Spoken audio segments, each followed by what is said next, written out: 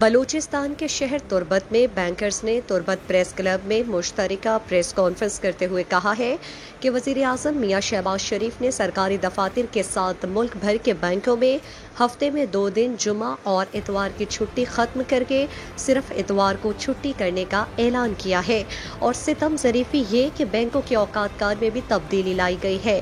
انہوں نے کہا کہ رمضان المبارک کے مقدس مہینے میں حکومت نے 8 تا 2 بجے ڈیوٹی ٹائم مقرر کیا ہے۔ اگر کوئی ملازم 8 بجے بینک نہ پہنچ سکا تو اس کی تنخواہ میں کٹوتی کی جائے گی۔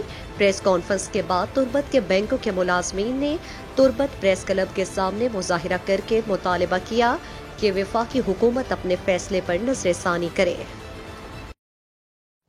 مزید دلچسپ معلومات اور خبروں سے آگاہ ہونے کے لیے Gadrosia point Facebook page, Instagram, Twitter کو فالو اور یوٹیوب چینل کو سبسکرائب کریں۔ بیل آئیکن بٹن دبانا نہ بھولیں تاکہ مکران سمیت بلوچستان کی خبروں سے جڑے رہیں۔